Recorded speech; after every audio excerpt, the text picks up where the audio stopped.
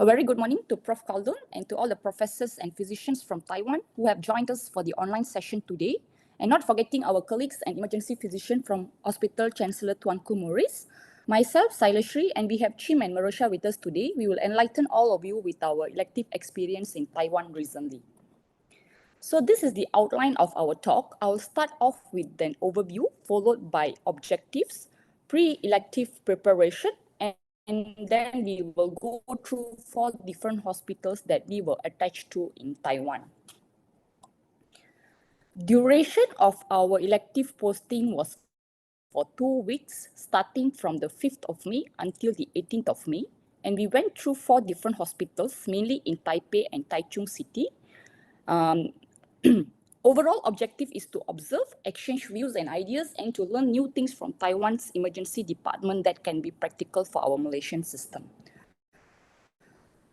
Now, coming to the specific objectives itself, firstly, we wanted to gain insight into emergency medicine practices in Taiwan.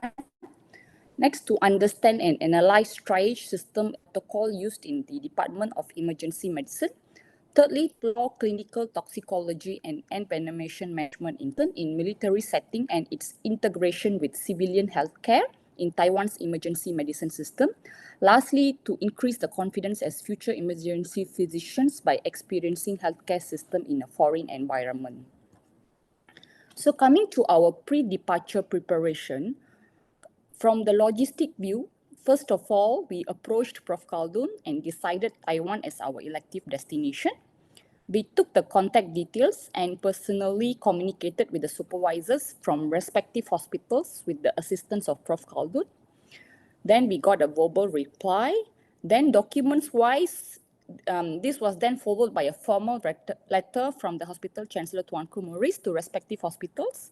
Then we sorted out all the documents such as the Borang Perjalanan Keluar Negara, Borang Cuti, and any additional documents required by the local hospitals in Taiwan itself, and we prepared with our elective logbooks to bring them along. Personal stuff, we sorted out our flights, travel insurance, accommodation. We found out about the local transportation in Taiwan itself, how to get around to the 4 different hospitals, and sorted out our travel SIM card. So this is an example of a letter that was sent to each hospital, and the other one is the Borang Perjalanan Keluar Negara that we need to fill up prior to flying. So I'll start off with the first hospital that we were attached to, which was Chang Gung Memorial Hospital. We spent our first 2 days there. So Chang Gung is a private institution comprised by a network of 10 hospital branches. We were at Lingku branch. They have a 3,000 bed capacity, and they even have their own ED ICU with 10 beds capacity. They have one of the busiest emergency department in Taiwan. They serve around 10% of the nation's population. Apart from local patients, they do attract international patients, receive around 30,000 overseas patients annually. Now let's have a look at unique aspects of Taiwan's ED.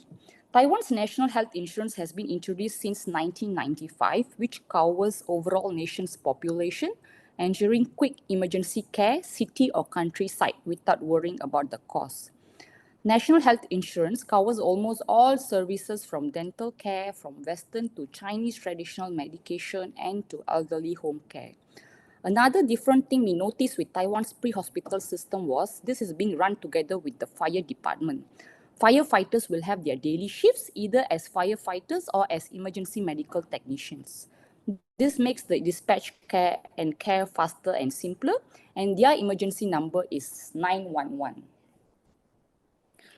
Now let's have a look at their triage system. They utilize Taiwan triage and acuity scale. It has 5 levels.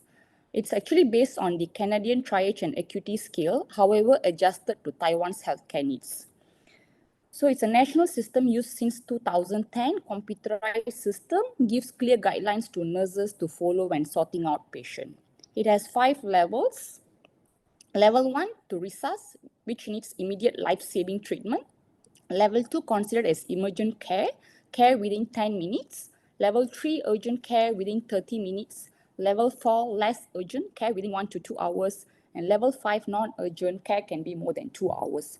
Even patients on stretchers, if their condition deemed to be non-urgent, they will end up waiting on their stretchers in the waiting area until being attended by their respective ED doctors.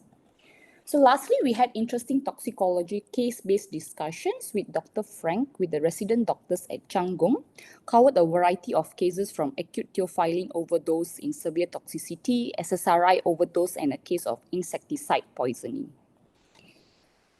Also, we had a brief discussion with Dr. Frank regarding snake envenomation in Taiwan.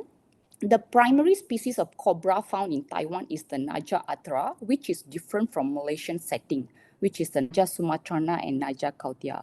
The first paper here is on Taiwan's cobra envenoming study, focuses on Naja atra snake bites, which causes limb swelling and wound necrosis. Bivalent freeze-dried neurotoxic antivenom, which is Taiwan's own antivenom, neutralizing circulating venom in limb swelling cases, but it is ineffective against wound necrosis. Won't acts as venom depots, releasing venom into the circulation. Therefore, early wound debridement within 6 hours and red dressing meant to reduce tissue damage and hospital stays. Higher antivenom doses are also needed for necrotic cases, but surgical paper here is on snake bite wound infection study, examines wound infection from Taiwan Habo and Naja atra bites in Taiwan. Morganella morgani and Enterococcus faecalis are the most common bacteria in infected wounds. Naja atra bites involve more bacteria species and severe infection. Therefore, third generation cephalosporin, carbapenems, or fluoroquinolones are recommended over augmentin due to their resistance. Next, let's have a look at the challenges faced by Taiwan health system currently. Misuse of the pre-hospital care, as emergency calls are free, many calls are not true emergencies. About 30% of the ambulance trips end up without taking anyone to the hospital. Next, the main crisis now is the shortage of staff nurses. More than 700 nurses are leaving in a 2-month period due to heavy workload and low pay. Therefore, they had to cut down on their inpatient ward capacity. Overcrowding, yes, again, it is an worldwide issue. Same goes for Taiwan's emergency department. Ward admissions can take up to 3 to 5 days, with some waiting up to 7 days. Okay, next I'll pass it on to Merosha to introduce the next hospital. Okay, good morning, everyone. I'll be speaking on our experience in Taipei Veteran General Hospital. So we were here from May 7 to May 9. Our elective posting took place at Taipei Veteran General Hospital, which is located at Beitou District, which is the Taipei Shipai branch, which has 3,000 bed capacity and it cater up to 20,000 patients per day. So it's founded in 1958. It's a first-class national medical center which provides tertiary healthcare services across the northern Taipei city. Being a teaching hospital, it also provides undergraduate medical education and residency program. Next. So our first day was at National Poison Control Center. We were accompanied by Miss Emily, the one on the picture most right. It's known as Taiwan Antidote Network, established in the year 2000. So what they do here is more of storage and distribution of antidote, online telecommunication of emergency response support, inventory monitoring and management, education and training, as well as collaboration with authorities. So these are the major stock of antidote that they have there. They have about 8 of them there. Next. So the next day we had these morning meetings and Passover. The morning meetings were basically case discussion of the newly admitted patient and calls attended by a designated person from the previous day of any kind of ingestion, poisoning, also discussion on the progress management plans of certain patients. And we were also given the opportunity to participate in their discussion, and it was a good experience for us. So what they do here is in this poison control center, they have a designated personnel from a pharmacist to even a trained medical student to be on call for 24 hours to receive calls and giving advice on ingestion and as well as poisoning. So that was pretty impressive to us. Next. And the next day we had a visit to hyperbaric oxygen center, and also we were exposed to the long list of usage of hyperbaric oxygen in this hospital. And as we were there, we had patients who came in for only cosmetic reason of usage of hyperbaric oxygen. Also, we were exposed to videos of those in the chamber with side effects of oxygen toxicity as well. So this is a good experience for us being there. Next. And we had visits to the emergency department and ICU accompanied with the chief resident. And I would say the emergency department in a government hospital is actually less busy compared to the private hospital, as Saila mentioned earlier. So that was quite something different compared to our setting here in Malaysia. Okay. Okay. Before this visit, we also actually had a chance in introducing ourselves with Prof. Yang, the Director Division of Clinical Toxicology and Occupational Medicine, Department of Medicine. But we didn't have a picture here to share with you guys. But we managed to introduce ourselves, also shared our experiences in the healthcare as a whole in during that visit, but it's not in the picture. And in the evening, we managed to follow Dr. Gur, the one in the picture. He took us around to Confucian Temple and Bon Visit Temple, exposing us to the Chinese history on the father of education. We also had a chance to do some prayer for our final year. So, yeah. Good luck for us. Good luck. Yeah. And the last day, we were introduced by Dr. Yang. Dr.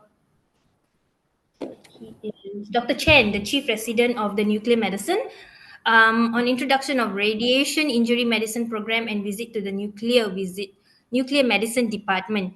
So here he shared a couple of stories and regarding radiation. One of the story was in 1999. A serious radiation accident happened in Peru. A welder unknowingly picked up irradium, and he actually kept it in his pocket, at the back pocket, and he experienced the high dose radiation of his right thigh, necessitating for amputation. So yeah, that's one of the stories, and exposing us to the mutation of gene as well. Next. And these are the centers of nuclear power plants in Taiwan. So the take-home message from this talk was nuclear medicine is not just for countries with nuclear power plant. All countries are actually exposed to the risk of radiation crisis as many factories uses nuclear ray emission on a daily basis. So, and we also shared our experience in Malaysia. We had an unexceptional CBRNE crisis in 2019 in Johor Bahru, the south part of Malaysia, where the students and staffs at a nearby school complained of vomiting and nausea, believed to have inhalation of gas emitted by the chemical waste of the nearby factories. So 35 people were hospitalized and 3 of them were in ICU, and they found out that it's due to a disposing of chemical waste into the river. So it's a pretty knowledgeable insight for us at this place and during that visit. So that's all from me. Thank you. Okay, Saila here again. So I will proceed with the third hospital that we were attached to, Tri-Service General Hospital. During our second week, for the first 3 days, we were attached to this hospital. Basically, this is the teaching hospital of National Defence Medical Centre with the 1,800 bed capacity. This hospital was established since 1946. However, earlier it was known as Army General Hospital. Later on, it was renamed as Tri-Service General Hospital. Something similar to our Hospital Angkatan Tentera Tuanku Mizan. However, they also treat civilians. So this is their emergency department, and you can see areas are color coded and even on the floor. So it can easily be followed by patients who are first timers to Tri-Service General Hospital. So this is the front entrance of the emergency room of the Tri-Service General Hospital. Next, we were introduced with battlefield field surgery at Tri-Service General Hospital, which focuses on treating wounded military personnel and civilians in or near combat zones. So the last picture, on our right-hand side, is a picture of the introductory session on combat medicine by Dr. Bai Feng Cheng. He is a chief physician at Emergency Department of Tri-Service General Hospital. He kindly showed us around the combat center and the equipments used in the battlefield. We don't have a patients in order to detect intra-abdominal injuries. Apart from that, they utilize portable blood gas analyzer, as shown here in the first picture, written here as iStat. That is the portable blood gas analyzer. It quickly gives you a reading of lactate, renal profile, electrolytes, hemoglobin level, and coagulation profile. We can quickly act on these abnormal parameters and to try to correct the lethal triad of trauma at battlefield. Next session was on 360 degrees virtual reality assisted disaster training. So this 360 degrees VR enables healthcare workers to feel physically immersed in an environment through visual, auditory, and sensory experiences. So a variety of simulation scenarios which are closest to real-time disaster scenarios were shown. So we tried doing start triage at disaster area like shown in the first picture here, and then chest tube insertion procedure, surgical airway procedures. So this is they actually have an area designated for this combat and disaster casualty care training center. So this is the entrance of that area. And this is the room where we used the VR assisted disaster training. So next day, we were brought to the National Defence Medical Center. It's a major medical institute in Taiwan, where we experienced simulation exercises from combat injuries to natural disasters. Mainly is to train their military personnel and healthcare workers in order to improve medical response, triage, and patient care under challenging conditions. This center has recently developed a visual training simulation system for the battlefield. So using AR and VR projected on the walls, it can simulate scenes such as highway accidents, tunnel explosion, various vehicles like helicopters, armored vehicle, and ambulances, they may appear on the battlefield. So we had a simulation case of MCI involving collision between few vehicles, and we were asked to perform start triage on the victims. Next, CPR training with VR application packed with 3D simulation tests and interactions. So we were also given the opportunity to try on a VR equipped with weapon. So we are acting like a medical soldier to experience what their daily training for military armed force. So the bag is heavy, and gun also, it's mimicking the real gun, so it's heavy. So it's quite insightful experience for us. Then we were taught on the proper ways on how to transport victims in the battlefield, depending on the level of consciousness, ambulatory status, and potential injuries sustained. followed by some hands-on practice sessions among us. The battlefield ambulance, the one that's shown in the first picture here, has the capacity to carry multiple casualties and at once. You can see it can carry up to 3 victims that are non-ambulatory, 6 victims, and then 2 ambulatory patients actually. There are 2 more seats in front there. And then we also experienced traveling in these ambulances under the simulation training program. Just actually felt so real with the gunshots being heard outside and you traveling on it as a victim. Lastly, we had a short session on Taiwan snakebite cases.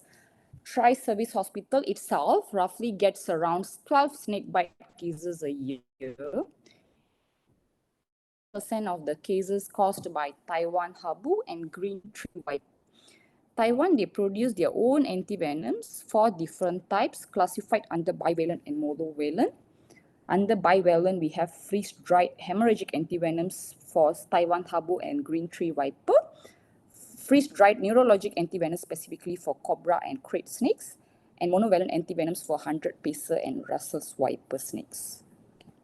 So just sharing a local case here, happened in October 2021, where this 61-year-old gentleman got bitten over the dorsal aspect of the left foot by Taiwan habu species. You can see the progression of the limb swelling up to above the knee at the 15th hour. They used up a total of 20 vials of freeze-dried hemorrhagic antivenoms, and you can see the swelling has much reduced in the last picture that is here. Then we were shared regarding a paper which is on role of POCUS in facilitating clinical decisions for snakebite and venomation in Taiwan. So acute compartment syndrome due to snake bites may be overestimated in Taiwan based solely on clinical examination or invasive methods needed, such as direct measurement of intracompartmental pressure prior to fascia.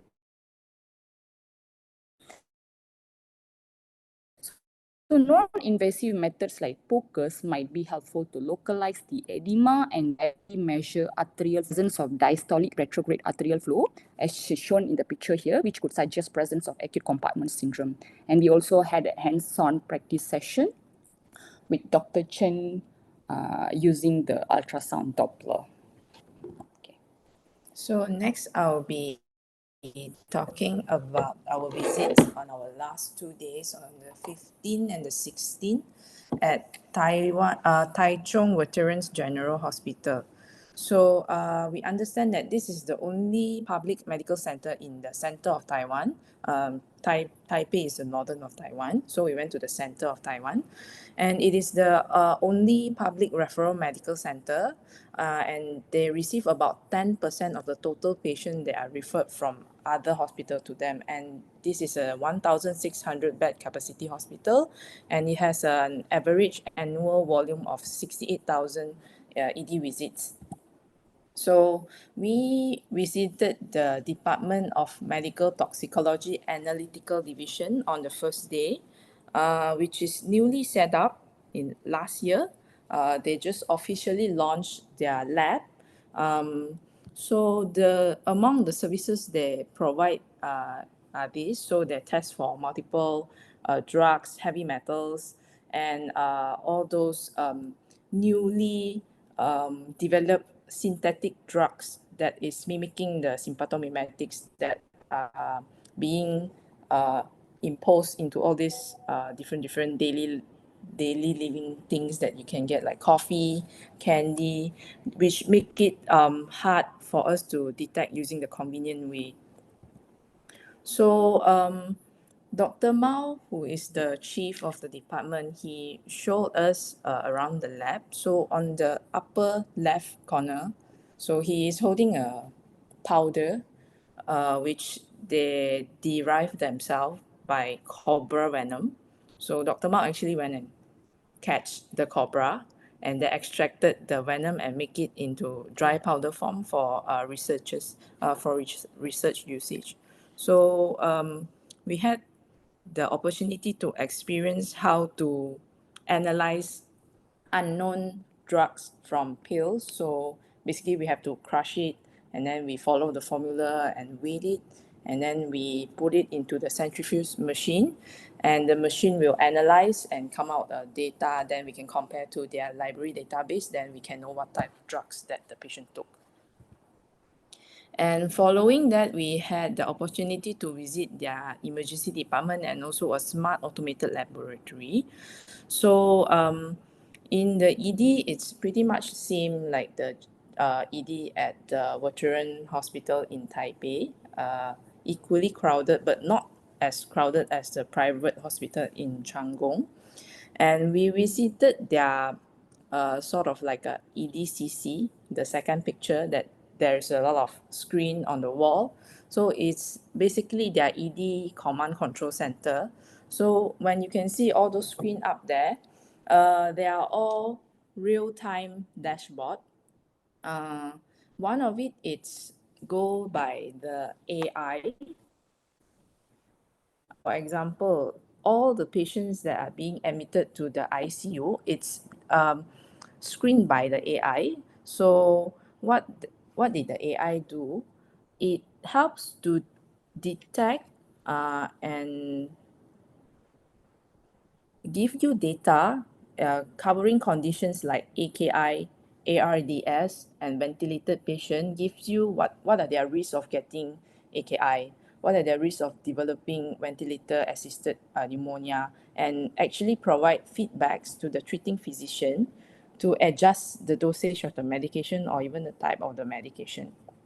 And they are actually real-time dashboard to update the bed situation in the ward, the ICU bed condition, the ED condition, and also ongoing surgery and how much longer they need to be, the time required for the patient to be admitted and all.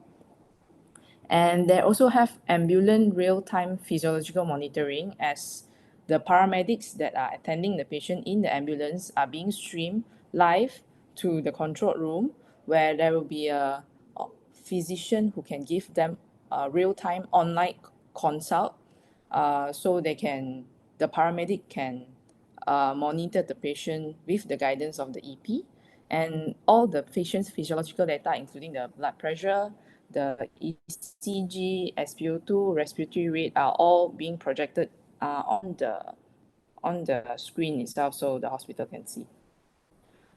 So the picture below that, it's the smart automated laboratory that is being launched in Taichung Veteran General Hospital not long ago. It's a fully automated laboratory designed for handling over more than 10,000 specimens per day, reducing the staff workload by almost 20%. So they implement a pure electric automated clinical automated rail system on site, so there will be zero human contact from collecting the specimen. So after the specimen being dispatched to the lab, so it's fully automated from dividing the samples from the test, so can reduce error and reduce risk of infection, and also reduce wastage. Okay, so actually the next day, Dr. Mao gave us a whole day to go out with his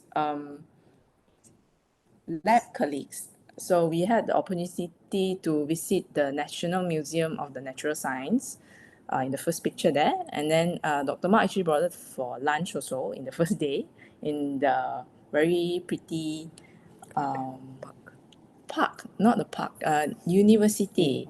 Yeah. And then we also visited the National Taichung Theatre, the last picture. So overall, this is all about it. So we are very thankful to everybody, especially all the representatives from each hospital, from Professor Yang, Dr. Ching Xuan Ho, Dr. Yan Chao Mao, and also Dr. Frank that gave us the opportunity. So we learned a lot during our practice here. And this last picture is the souvenirs that we brought back, given from different hospital, and we already give it to Dr. Khaldun. So thank you again, Taiwan. Before we end our session, we would actually like to promote symposium and workshop for telecommunication in clinical toxicology. We are going to post the picture here. Okay. So it's going to be on 20th of September in 2025 in our preclinical building and in Hospital Chancellor Tunku Muhriz. So if any of you is interested, this is the QR code. So is there any question or any feedback from the audience? Okay, thank you. Well done. Thank you so much for the wonderful presentation. I would like to congratulate each one of the students, and I would like to also thank all of our kind-hearted on-site team in Taiwan. And I would say this was a very successful observership elective. It's a very short observership, but I think as you can perhaps see from the feedback from the students that they have learned quite a lot. And this is the whole idea why we encourage our master students in emergency medicine in UKM to go out and travel and make connections and build a network with international colleagues so that they will further improve the the capacity to get new and generate new ideas for our own local setting, for our own patients, and also maybe in the future also continue to um, uh, like me and Dr. Swan Ho and all my colleagues in Taiwan and Dr. Yan, Dr. Mao, we've even go into doing research together, share information, and also courses like this one that we're going to have in September. Dr. Franklin is one of our speaker as well during this program. So, just to show that how important and making this connection, international connection. So I would say I would be I'm actually very thankful for all of our colleagues in Taiwan. So before maybe we can open for some question and answer. Is that possible? Saileshree or Merosha, can we have a short Q&A question session? Sure, Prof. Okay, so maybe I will start the ball rolling. I had a question just now regarding the all these patients with for example toxicology, poisoning. How do they go about in sorting the patient? Is it kind of you mentioned about Taiwan Poison Center, but then you also mentioned about Taichung. Are they in under the same registry? Like for example, in Malaysia, we have only one at the moment, the Malaysian Poison Center, Poison Information Center. We don't have a capacity to treat patients in the Poison Center. It's only meant for supporting the doctors treating the patients. So they are called National Poison Information Center. We have another one in IIUM, if I'm not mistaken, in Kuantan. So how are they integrated? Is their database integrated between hospitals or between centers, or they work independently? Hello, Prof. Chim here. Yeah. As my understanding is, the I think their data is not integrated, but if it's the same branch of the hospital, it is. So for example, like Chang Medical Center, Memorial Hospital, sorry, they have their own database of all the patients that have treated, regardless of the branch. So in earlier of the presentation, there are 10 branches of the Changgong Memorial Hospital. So all the patients in 10 branches are linked. And then for example, like the Veterans General Hospital, regardless which branch, the Taipei one or the Taichung one, I think they share the same system as well. And the Okay.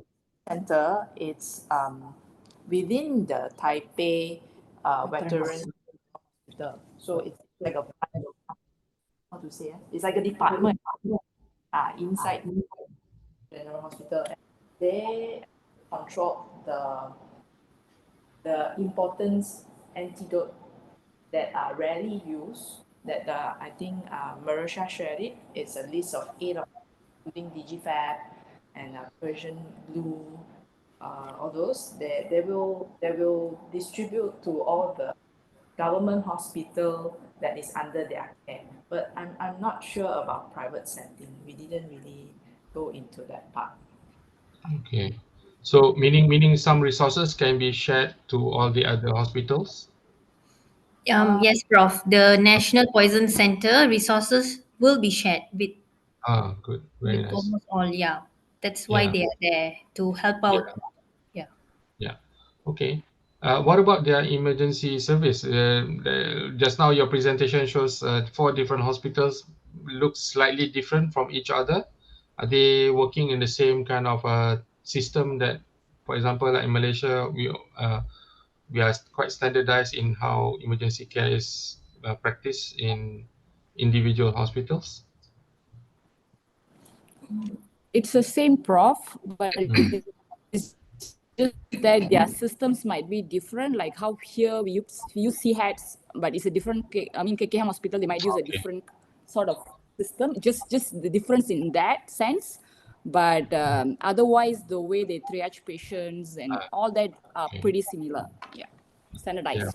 but then you mentioned their pre-hospital care is Oh, only yes, managed by the firefighters. bomba firefighters, right? So that is Yes, something different, right, from yes, us? yes.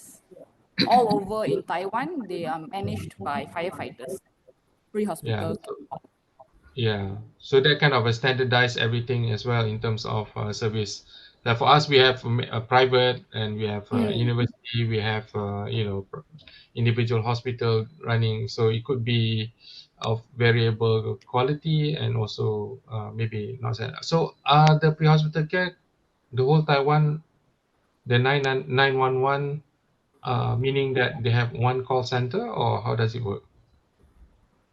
Yeah, Like how we have 999, they Mm. have 911, and the calls are directed to the fire department, and Mm. they will act accordingly.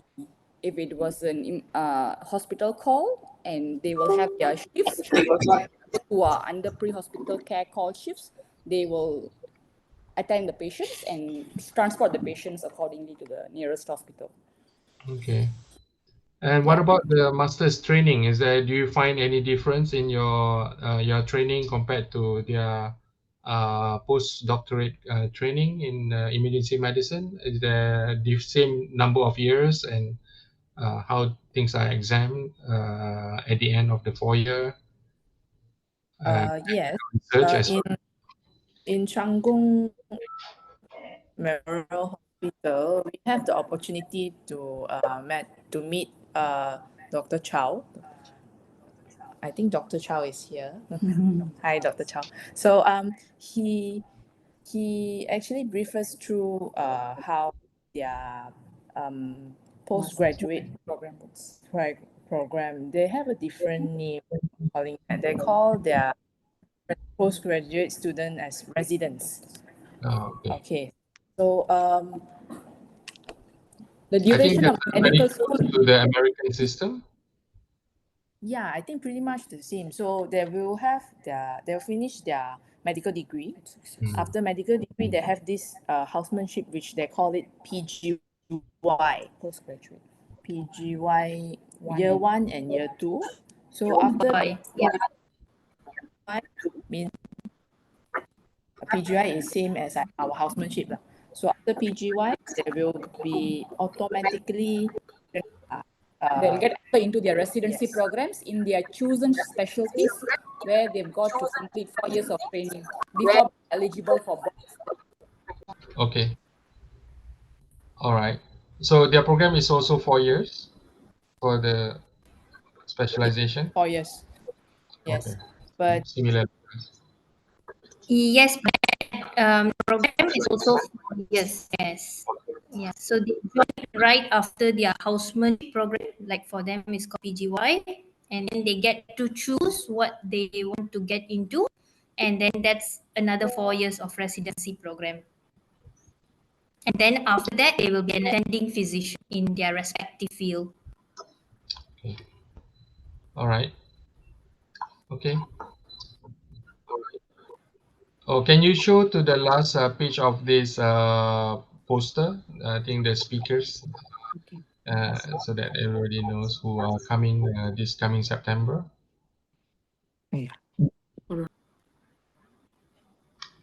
Prof, I saw a message on the chat box. Yeah. I think someone has a question saying that I'm interested in the idea of Tanggung Hospital's ED. Mm. Um, ED Tanggung Hospital's ED ICU. Are they being managed by ED residents or they are managed by critical care trained EPs? The Yeah. ED ICU a temporary transition location while waiting for ICU aid. Okay, so Yeah. answering your question, in Kuan, they have ICU emergency department which is managed by ED itself. So as we know, the overcrowding, it is everywhere in the world in emergency medicine. So as for that, they also have a lot of trouble in getting the patients admitted as soon as possible. So they have actually created this emergency ICU.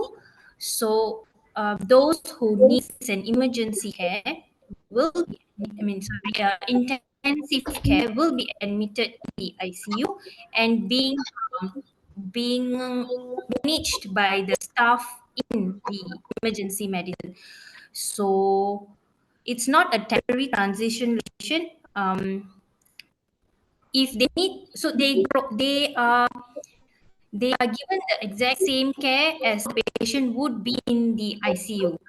So yes, So they so will so be having the same treatment by the critical trained emergency physician. Yeah. so the emergency in the the ICU in the emergency department uh, will continue treating the patients, or do they have to transfer up to ICU, the proper, or will they can just manage straight If there away? is available in the ICU, then they Uh-huh. will. If is available, then they will transfer the patient to the ICU above. Proper. Yeah. Okay. Until then, And it will be managed in the same.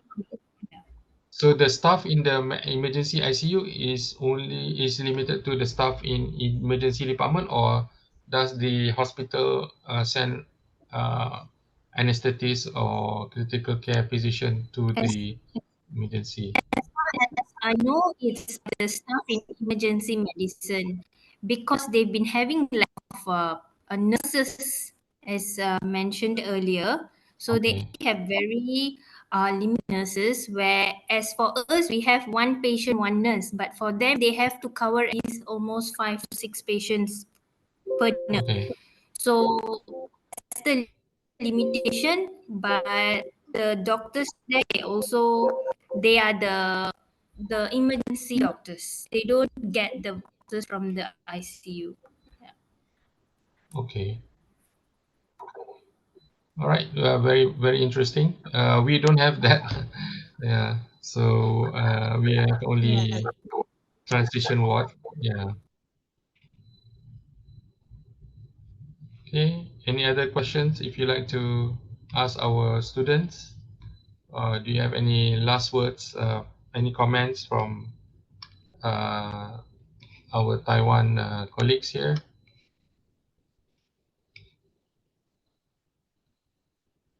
Maybe Dr. Mao, if he's free, he wants to say something. Oh, Emily. Emily is here. Yeah. Emily been very helpful from day one. Yes, When I'm we here. were... Thank you for having our students and helping them with the process. We also very welcome your student come to Taiwan Poison Control Center for learning clinical toxicology. Yeah. Yeah. So do give our thanks to Prof. Chen. Yes, well, we also invite you and your team member to join our to join the APMT 2026 next year Okay. in Taipei. We'll be hosted in Taipei. Okay. Yeah. Okay. That's Okay, something to look forward to. Yeah. thank Not you. too far away. Okay. Okay, so if there's nothing else, would you like to, give your last words before we close? And maybe advice. How do you find, this is a bit out of the topic, but I think it's important for students going to, for example, visiting to Taiwan, what do they to expect in terms of the weather, in the personal preparation, in terms of maybe food, and so on. So, do you have any advice for future students, maybe visiting Taiwan in the future?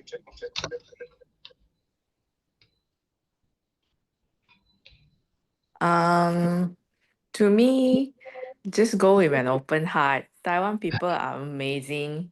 Food are nice, but maybe there will be a little bit difficult to get halal food if you want to go, because yeah, we didn't really see a lot of halal shop, but we didn't really have the difficulty because like just out of the odds that all four of us are non-Muslim, so it's quite okay. Weather-wise, when we went, it was the hot summer, and we met with the rainy season. So it was pretty much a lot of rain, so we have to cancel some of our plans because of the rain. Mm, Is and it the typhoon during the typhoon season? Is this the No, it's not. no? It's Okay. it's a summer, but unfortunately, it only rained during the weekend, so I we had see. to cancel our weekend plans. So Okay. yeah, but So otherwise, because when you were there, I had news that there was an earthquake on the east coast of yeah, Taiwan. yeah, we So also heard that, but we were not affected, and we actually didn't feel anything. okay. Yeah. Good. So with regard to the halal food, I think I've been to Taiwan several times. There was no issue at all. I just opt for the seafood and also vegetarian, so we can get by easily. And if you ask, certain hotels do provide for Muslim travelers their needs. So I didn't really find difficulty. Especially food in Taiwan at all when I was traveling. So all my friends are very helpful for me to choose the right food and the right drinks and so on. So no issue for me. So it's just a matter of looking up. For example, you can type halal Taiwan or halal Taipei. Many shops are going to pop up serving halal dishes as well. Even when I was in Taiwan Poison Center, when everybody is having a break lunch, they will actually find halal meal for me, vegetarian or even some mock meat, vegetarian, and yeah, no issue at all. So Yeah, I think they are very accommodative towards us yes, and yes, very sensitive to what we eat and what are we. So yes, I personally also think it shouldn't be a problem if you search for it. Just that we didn't really look out for it because we were okay mm, with most of the things there. So if you yes. were to go in the future, I think just do some research, check on the food, places you want to eat, how do you travel, how is the transportation there. Just get to know some facts, some knowledge on the country, and But it is then easy to get by, right? To go around, it's easy, right? it is Yeah. easy in Taipei. It's very easy in Taipei Uh, because you have the MRT. you have buses. Just that in Taichung, we had a little difficulty because there's no much MRT to travel around, but yet you have buses. You just have to know which bus to take to where. And I think, yeah, it's quite convenient actually. All right. So last words from you guys and also from our floor before we close. Thank you so much for that presentation. Sure, Prof. Thank you, everyone. Thank you, you to Prof. all the professors in everyone. Taiwan